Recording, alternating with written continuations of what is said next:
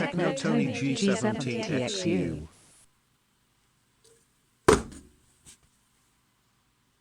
Ladies and gentlemen, I'd like to introduce you to the TRA967. It's obviously a military radio, and it's a VHF FM radio.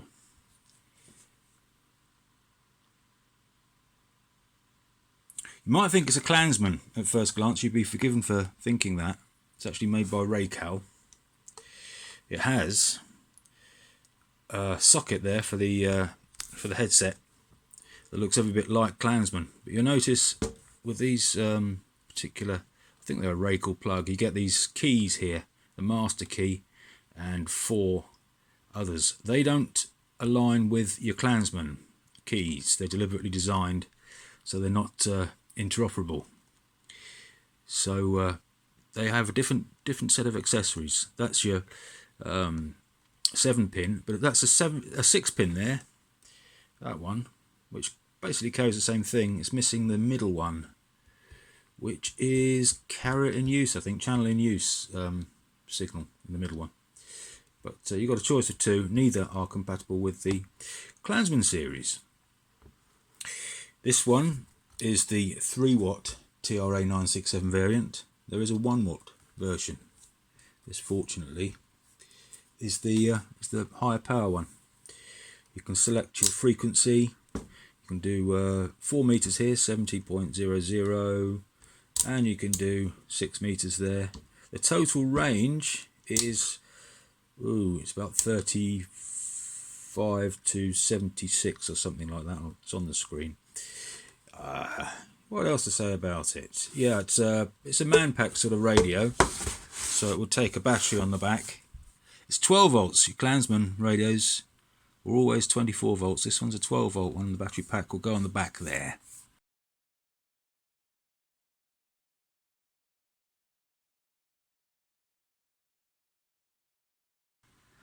And that's your desiccator, which indicates the ingress of water into the hermetically sealed case. For portable use, you'll be using the aerial there, or for an external aerial, you've got a BNC. That one there is a ground. Functionally, you've got off, on, which is your normal operating position, whisper, which amplifies your outgoing voice and attenuates the incoming sound, so you can work very surreptitiously if you're right in the midst of the action. Rebro, you can combine it with another one of these radios, or perhaps some other ones, I don't know, and you can use it as a repeater basically to rebroadcast on a different frequency. And noise defeats the squelch, so you can set your level, your audio level, set by this one here, into your earphones to get a comfortable level. Also tells you that it's working fine. So there we are. Now, I say this is 3 watts, but associated with this radio is this unit. That is the TRA967. That's a 25-watt RF amplifier.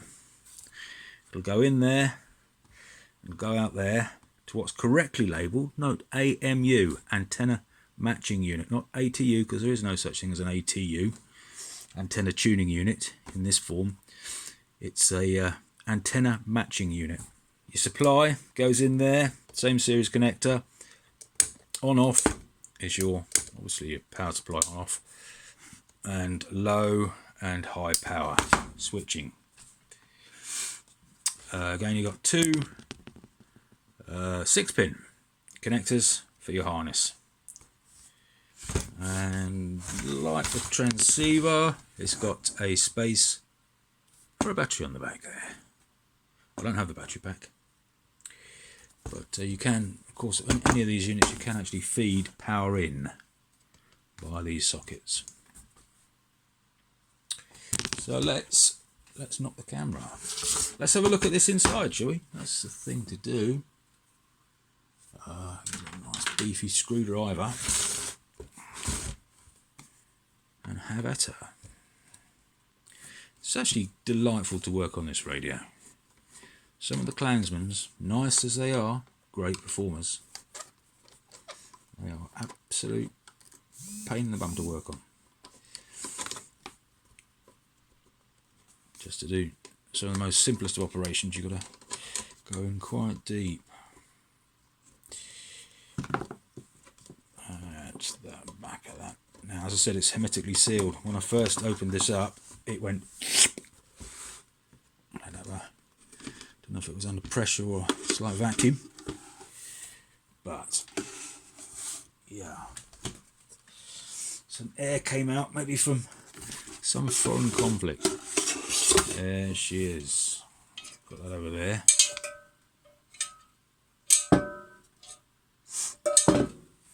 Yeah, you've got two boards. You've got this board here, which is the RF board, and the other board is the synthesizer board. This is the hard way of going about. Let me adjust this camera, excuse me. This is the hard way of going around making a synthesizer. It's actually all this, well, it's chips, but there's no actual PLL synthesizer chip. Just a whole bunch of chips that work as a synthesizer. This assembly has a number, which I'll put up on the screen for you because I can't remember offhand. And this one has one too. Yeah. Right, so, oh yes, let's have a look at the back. Yeah, those are the screws that hold the outer shell on. And those are the two terminals, which then contact to the inside of that. You can see them just in there. If it's focusing, yeah, it's not too bad actually. And then they go to that, with a battery cassette. The two types of cassettes, two types of batteries. One's a primary, one's a secondary. The primary one takes primary cells, D cells I think, and the secondary one takes D cells, but in a different number of NiCads as it was in those days. Of course, you could use nickel metal hydrides. Right, so when I first got this radio, I'm halfway to fixing it. I've overcome one fault for the moment. When I first got it, you got these three fuses here. Those are positions, they're not occupied at the moment. Those are just spares that you pop in there. That's the actual active fuse with the actual contacts on it. Yeah, and that was popped, that fuse. And these were actually 5 amps. They're supposed to be 2 amps, but for some reason, the one in place that popped was 2 amps, but the ones at the side were the wrong value, 5 amps. So that had popped, and so I put it onto a power supply. Actually hooked this up here. That's a 3 amp JST type connector. Quite a handy little thing. I use them a lot. They're nice. Just bodge that in there, and that'll just hook it up. And that was drawing just a lot of current. So, well, the first thing that comes to mind is of course with something of this age is the capacitors. This is at a time in the early 80s, 1981, say, that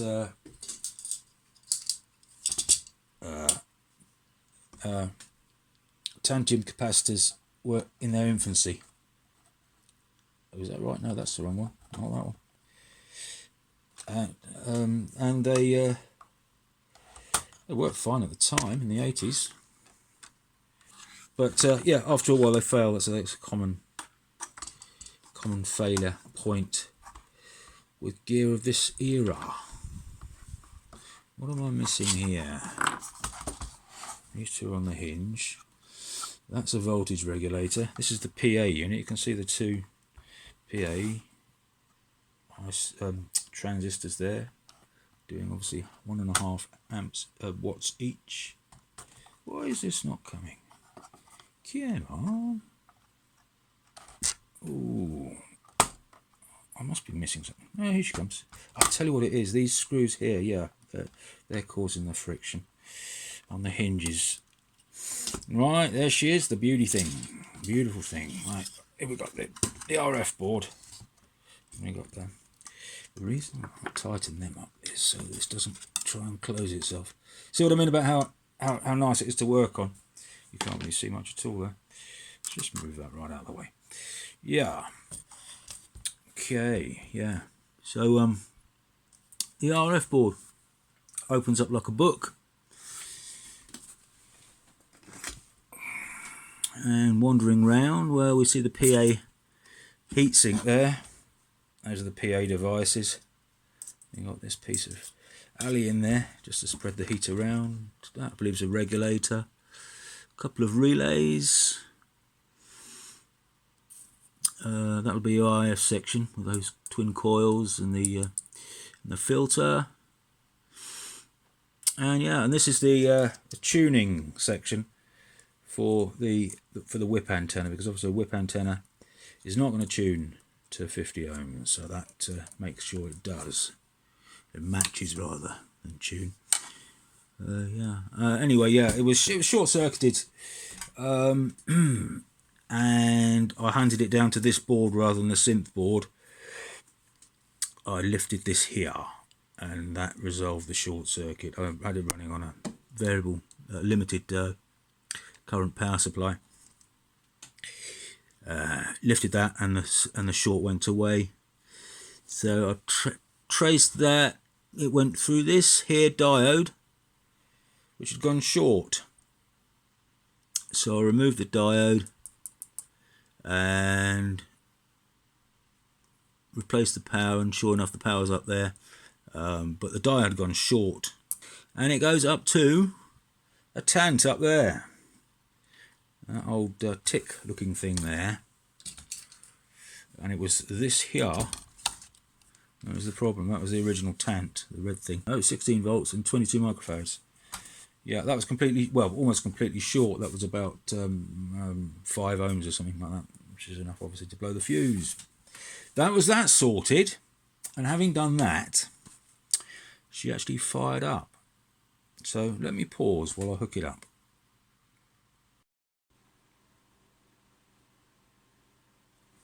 The radio came with a handset, telephone style handset, which you can see there, stripped. It was stripped because the cable that it came with, this thing here, 6-pin, wasn't actually connected in any way at the plug end to C, which I think is pin C, which is a PTT line. So it wouldn't have ever worked. So while I'm sorting that out, I just made up a simple harness, which has got a PTT switch on there. Is it going to focus? Let me snip that off. I've been meaning to snip this thing off. Here we go, done.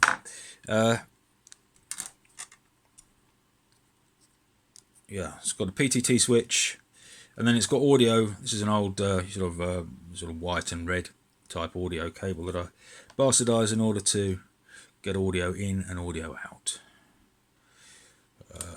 The connector, this one I found in a box, brand new, but found it didn't actually fit either Clansman or this Racal series Manpacks. So what I've done, I left the master key on there and filed off the 2 pips that weren't going to align either with Clansman or the Racal series. So that makes it sort of universal. You've got to be careful, obviously. But yeah, that's my little jig. So we can pop that in there. I've hooked up to the power supply. I've got 13 volts, current limited.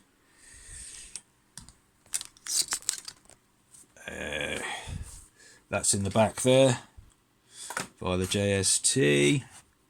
It's actually on, so we turn it off. We'll hook the accessory socket in there, and then our trusty earpiece is ready to listen to the sound of the audio. Turn it on. Oh, there's a hissing there. Sometimes you get a bleepity bleep, which indicates you're not in lock. Ooh, that's 40 megahertz, and that's not in lock on 30 meg. Whoa! Loads of noise now.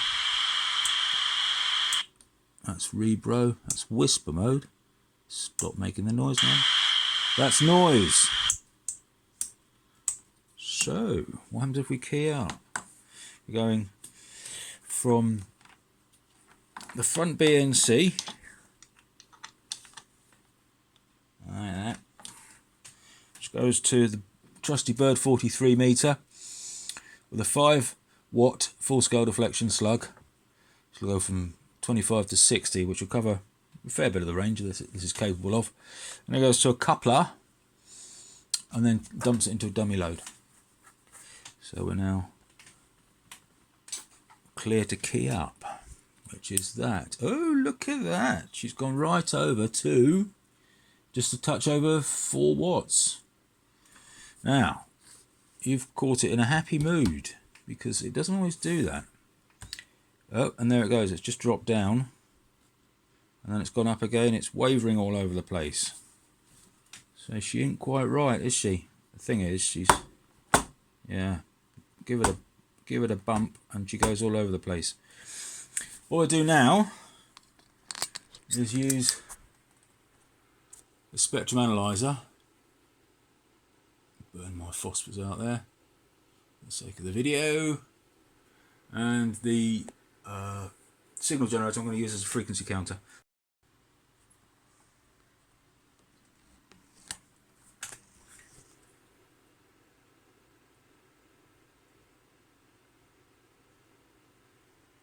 Jumping up and down in both frequency and power. I'm showing 59 megahertz on this on the frequency counter at the moment. Now what I have noticed, we take a handy paintbrush handle and give it a tap. That makes a lot of difference. It's responding to that. Now I've got it up to 3 watts. Now it's dropped down. It's this corner I find. If you can see the actual meter there. There we are, up to 4.5. So she's all over the place. Yeah, something's not quite right. Some stability issue. I guess it's something around this synthesizer board. She's jumping up and down, more like 50 hertz. The spread there is 50 hertz. Yeah, the frequency counter is saying 54 megs. But she ain't stable, is she? So, the game is on. Let's have a look at that synth board. Similar to the receive board, it's just going to open up like a book. So you can read what's inside. Power is off at the moment. Dropped it on the power supply. And the one screw, there's obviously more, there's more than that. There's 1, 2, 3 holding this closed and one at the front. These two you leave alone, they're the hinges. And she should just, yep, she wants to. There she goes in all her glory. What you got down here is a reverse protection reverse polarity protection diode, which just crowbars if you apply the power in the wrong direction, and it pops the fuse. Right, look at this, look at this, look at this. You gotta see this. If we had a bit of light on it, wouldn't it? How's that better? Yay! Nice one. Yeah, the synth board. As I say, they're all discrete semiconductors, discrete rather ICs. There's no central PLL.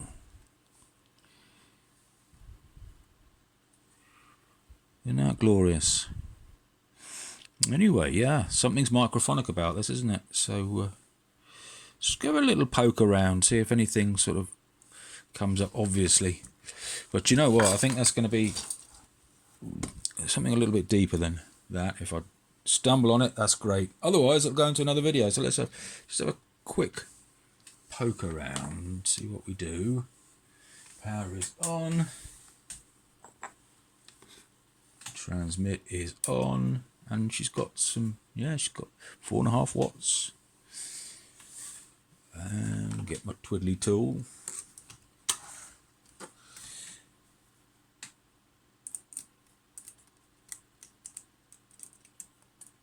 This is the notorious corner.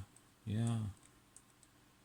See, it might just be nothing more than a dry joint in there. But who knows? Really what I need to do is to get the scope sitting over there on the test point on the loopback voltage, the error voltage for the PLL, which comes out on one of those. I think it's 19, I think I read. So we'll identify that in the next episode, and we'll put it on there, and we'll get a better idea of what's going on with this PLL. So that's for the next video. I hope you enjoyed this one. It's been a while, isn't it? It's Lord knows how many years. But there you are. That's the first one for me for quite a while. Hope you enjoyed the vid. Hey, look at that. I reckon it's something around here. What do you think? Yeah. Anyway, yeah. Usual thing. Smash the like. Costs you nothing. Bigs me up, doesn't it? Catch you later, guys. Be good.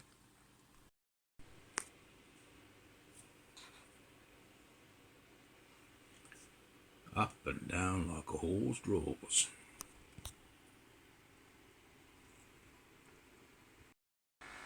Oh my lord, I'm not going to see anything in there. That's just rammed full of noise. Whew. Get that. Techno Tony G7 TXU.